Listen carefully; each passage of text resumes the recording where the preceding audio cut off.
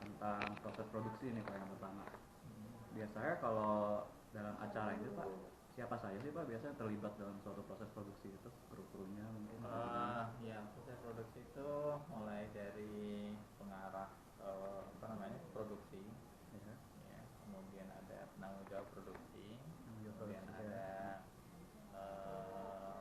eksekutif produser, kemudian produser director, kemudian asisten produser, kemudian ada tim kreatif, ya, kemudian ada kameramen, audio man, lighting man, kemudian wardrobe, kemudian ada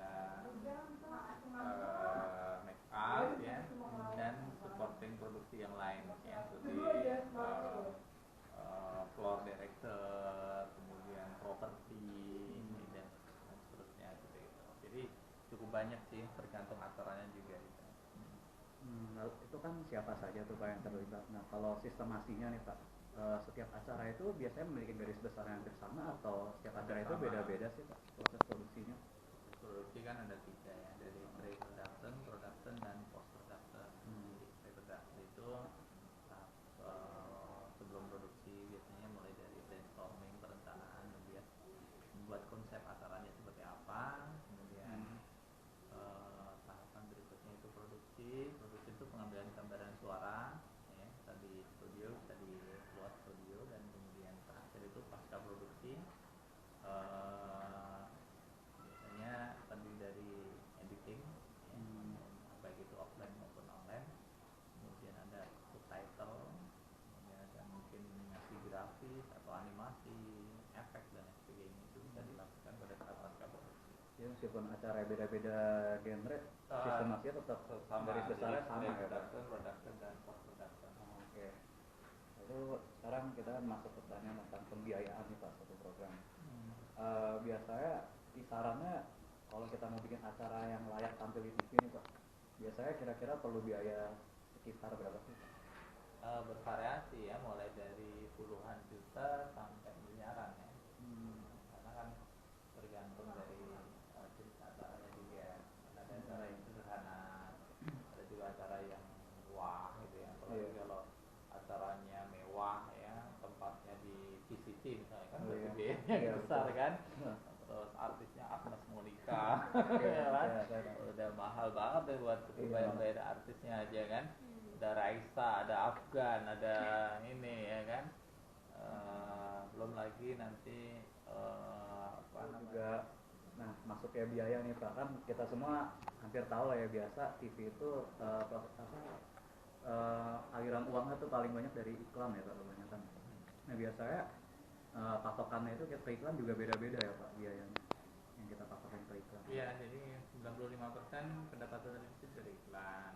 Harga spot iklannya juga bervariasi, mulai misalnya ada yang 5 juta, ada yang 10 juta, ada yang 20 juta, ada yang 50 juta per 30 second.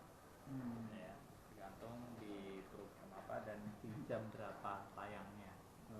Kalau di jam-jam prime time itu ya banyak yang sudah mencapai 50 juta ke atas. Besar juga ya Pak. Oke, yang biaya cukup. Lalu kita lanjut lagi Pak ke tentang strategi pemasaran Pak satu produk. Nah strategi pemasaran buat program Bapak itu bisa dijelasin nggak Pak, strategi pemasaran produk kayak Indosiar ya? Ya kita ada promo ya, promo on air. Misalnya tapi karena acara Indosiar baik itu melalui televisi, ada radio, ada koran, ya, ada juga web, ada Twitter, ada Facebook, ada apa lagi ya yang ini media-media online ya kita, supaya masyarakat penonton tuh aware dengan program-program acara Indosiar gitu. Sejauh ini efektif nggak Pak strategi pemasaran seperti itu? Cukup efektif. Jadi artinya penonton Indosiar cukup banyak, iklannya juga cukup banyak ya. Ke teman-teman agensi juga kita selain berkunjung ke mereka, presentasi ke mereka, kita juga memberikan paket-paket menarik lah buat para agensi ya. lalu kalau dalam kita menjalankan suatu program pastinya pasti ada kendala dong ya Pak. Kadang kendala-kendala yang biasa kita dapatin itu apa sih Pak? Kalau di produksi itu apa ya? Ya kalau ada yang kendalanya sifatnya alam ya. Oh iya. Alam misalnya banjir itu kan harusnya syuting jam sekian ini sekian ya. Atau artis telat ya sehingga agak mundur syutingnya kan gitu ya. Atau mungkin walaupun itu sebenarnya bisa ditangani kayak misalnya Jakarta itu kadang-kadang ada listrik mati ya kan. Ya nggak bisa dihindarin lah ya. Tapi waktu ini kita sudah ada A plan, ada B plan-nya lah misalnya dengan jadi mengatasinya dengan kita mempersiapkan banyak plan ya Pak.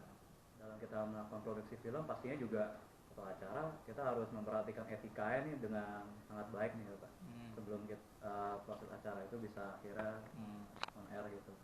Nah biasanya pertimbangan etika apa aja nih Pak yang dipertimbangkan dulu sebelum proses produksi itu dijalankan? Etika kita kan ada etika jurnalistik ya untuk teman-teman di news, kemudian ada undang-undang penyiaran ya, kemudian juga ada P3SPS atau pedoman siaran untuk televisi gitu. Pedomannya itu ya. Ada pedoman. Nah, ini mana yang boleh, mana yang tidak boleh. Itu kan kalau sudah direncanakan ya Pak. Nah seandainya acara udah lancar nih Pak, acaranya live, nah, tiba-tiba ada terjadi miskomunikasi di etika itu Pak yang udah nggak bisa dihindari lagi. Nah biasa cara kita mengatasinya gimana Pak kalau tiba-tiba muncul kendala seperti itu? Kalau siaran langsung ya nggak bisa, paling kalau misalnya itu nanti dapat teguran dari KPI ya kita akan klarifikasi karena itu bisa jadi bukan kesalahannya semata-mata televisi tapi tetap tanggung jawab televisi. Nah, bisa jadi kan itu salahnya dari talentnya mungkin pendukung acara, misalnya kayak MC-nya ngomongnya jorok atau apa gitu, ini kan nggak boleh kan ya. Atau mungkin ini kasar ke MC yang lain dikeplak gitu kan itu kekerasan kan gitu ya, nggak boleh kan gitu kan. Nah itu ya kan itu tidak direncanakan, biasanya itu spontanitas ya. Jadi cara mengatasinya kita buat klarifikasi ya dari televisi ya. Udah sih Pak, pertanyaannya itu aja. Makasih banyak ya Pak buat waktunya.